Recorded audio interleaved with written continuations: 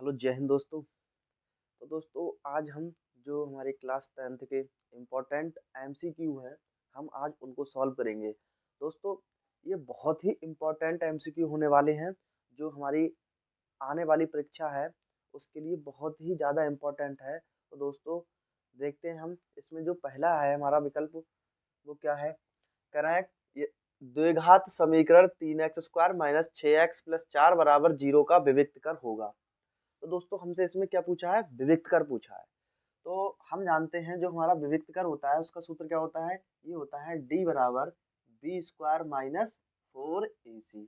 अब दोस्तों जो हमारा जो x² का गुणांक होता है ये होता है a का मान, और जो x का गुणांक होता है ये b का मान होता है, और जो अचर पद होता है वो हमारा क्या होता है, c का मान। तो हम यहाँ पर देखेंगे b का मान कितना है, -6 है, तो इसे -6 का स्क्वायर कर देंगे। -4 गुणा a का मान कितना है दोस्तों, 3 है, इंटू c का मान कितना है, 4 है। अब दोस्तों जब हम इसे सॉल्व करेंगे तो देखेंगे ये हो जाएगा 6 का स्क्वायर यानी कि 6 छंग 36 माइनस ये हो जाएगा 4 3 12, और 12 की गुणा हम जब 4 से करेंगे तो कितना हो जाएगा, 12 चौक 48। और जब हम इसमें से इसको घटाएंगे तो 36 कम है और 48 ज़्यादा है, ये माइनस का है। तो हम इसमें से इसको घटाएंगे तो 8 में से 6 गए 2, 4 में से 3 जाएंगे 1, और ये ज़्यादा है तो माइनस का चिन्ह लग जाएगा। और इस प्रकार दोस्तों इसका जो विकल्प नंबर डी है वो बिल्कुल हमारा सही होगा। अब दोस्तों दूसरा कह रहा है यदि त्रिभुज ए बी सी में ए बी बराबर 6√3 सेंटीमीटर है और ए सी जो है वो 12 सेंटीमीटर है और बी सी कितना है, 6 सेंटीमीटर है, तो कह रहा है कोण बी का मान होगा। यानी कि सबसे पहले तो हमें ये पता होना चाहिए कि ये कौन सा त्रिभुज है, फिर उसके बाद हमसे पूछा है इसमें, तभी हम निकाल पाएंगे कि इसमें जो कोण है वो कितना होगा, कोण बी का मान। तो सबसे पहले हम इसको देखते हैं।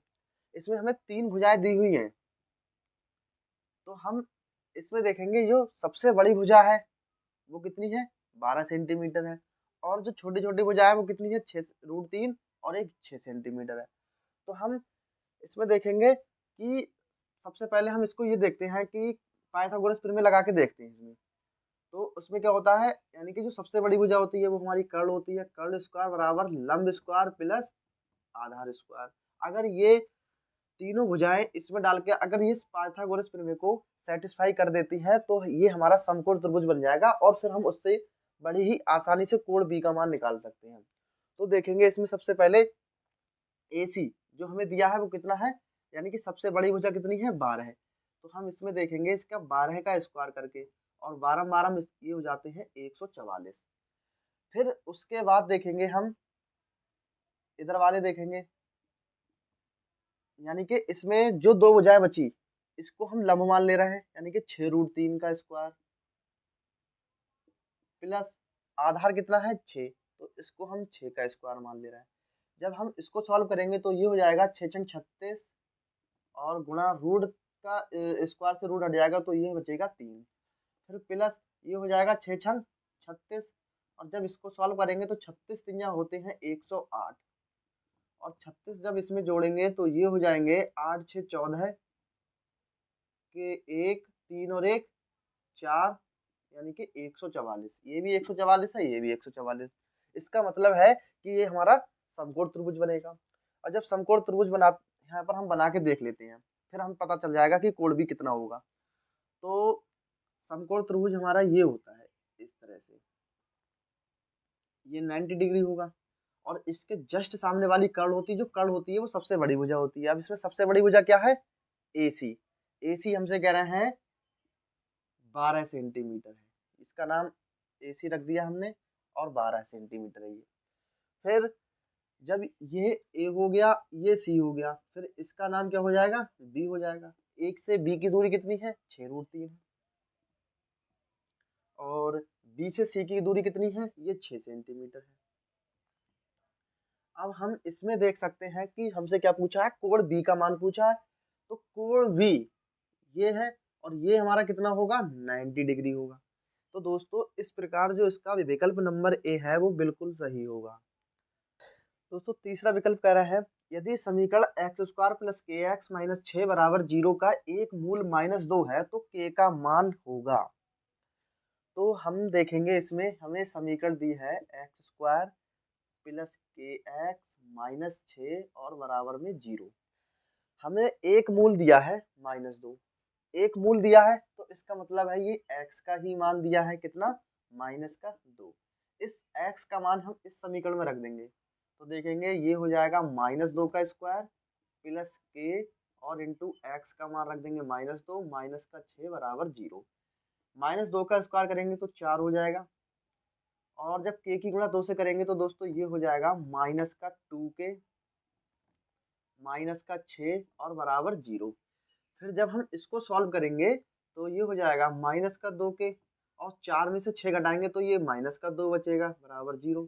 माइनस का 2 के और 2 को जब हम उधर लेके जाएंगे तो ये प्लस का 2 हो जाएगा और इस प्रकार जब हम 2 से 2 को काटेंगे तो 1, तो इस प्रकार के बराबर ये माइनस का उधर जाएगा तो माइनस का 1 आ जाएगा और के का मान जो है वो हमारा दोस्तों क्या आ जाएगा, यानी कि माइनस का 1। तो विकल्प नंबर सी जो है इसका सही होगा। चौथा विकल्प कह रहे हैं यदि साइन थीटा बराबर कॉस थीटा है तो हमसे थीटा का मान पूछा है और जो ये थीटा दिया है वो हमारा कैसा मान होगा, 0 अंश के बराबर भी हो सकता है और इससे बड़ा भी हो सकता है, 90 अंश के बराबर भी हो सकता है, 90 अंश से कम भी हो सकता है, यानी कि 0 से 90 तक ही इसका जो मान होगा वो थीटा का मान होगा। तो हम यहाँ इसको देखेंगे, ये है हमारा साइन थीटा बराबर कॉस थीटा।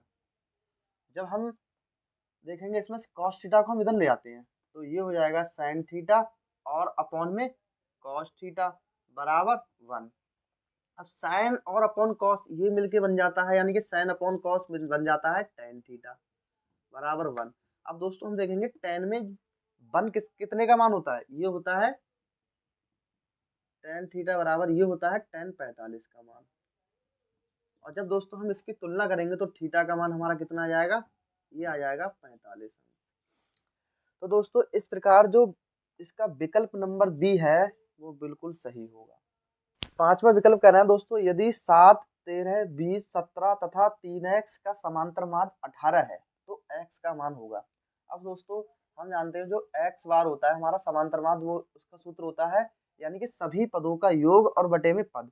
तो सभी पद जितने दिए हैं उनका योग कर लेते हैं, यानी कि 7 plus 13 plus 20 plus 17 plus 3x और अपॉन में कितने पद हैं, 1 2 3 4 5।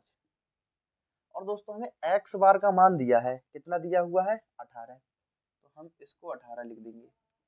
अब दोस्तों हम इसको जब सॉल्व करेंगे तो ये हो जाएंगे 13 में 7 जोड़ेंगे 20, 20 और 20 40 और जब 40 में हम 17 जोड़ेंगे तो ये हो जाएंगे 57 प्लस 3x और बटे में कितने हैं 5। अब दोस्तों 5 की हम गुणा इनसे कर देंगे तो ये हो जाएंगे 18 गुणा 5 बराबर यहाँ बचेंगे 57 प्लस 3x। तो 3x हम इधर लेते हैं और 18 पंजे 90 हो जाएंगे और जब 57 को इधर लेके जाएंगे तो ये माइनस के 57 हो जाएंगे। तो हम यहाँ देखेंगे 3x बराबर यहाँ बचेगा ये 10, 10 में से 7 जाएंगे तो 3 और यहाँ रह गए 8, 8 में से 5 जाएंगे तो 3 बचेंगे और जब हम 3 से दोस्तों काटेंगे इसको 3 एकम 3, 3 एकम 3, यानी कि x का मान जो है वो हमारा कितना आ जाएगा 11 आ जाएगा। तो इसमें जो विकल्प नंबर सी है दोस्तों वो बिल्कुल सही होगा। अब दोस्तों हम इसमें देखेंगे छठे विकल्प में कह रहे हैं यदि कुछ प्रेक्षणों के बहुलक तथा माध्य हमें दिए हुए हैं, यानी कि बहुलक का मान कितना है 45 और माध्य का 27 दिया हुआ है, तो हमसे माध्य का पूछिए।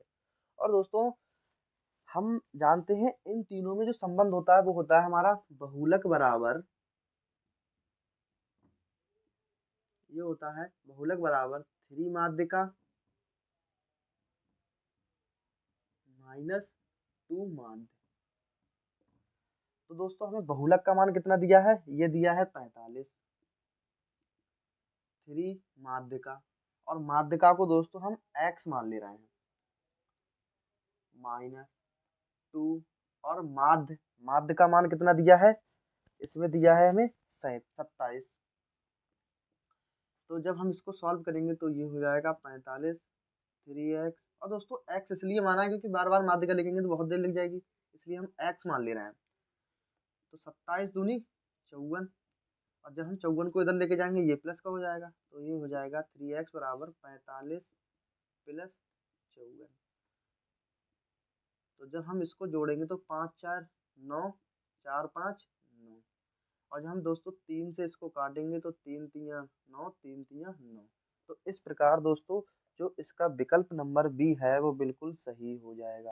सातवां विकल्प है दोस्तों, कह रहा है यदि दो त्रिभुजों ABC और PQR में AB बटे QR बराबर BC बटे PR बराबर CA बटे PQ है, तो इनमें से कौन कौन से त्रिभुज हमारा जो है समरूप होगा, इसमें कौन सा विकल्प सही है, ये हमसे पूछ रहा है।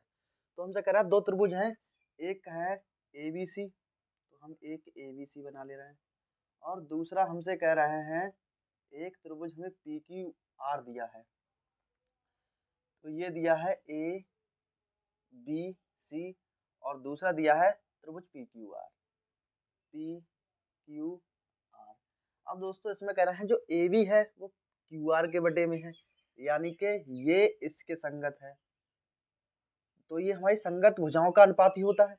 तो AB के संगत कौन सा है, QR, यानी कि ये इस AB के संगत ये QR है।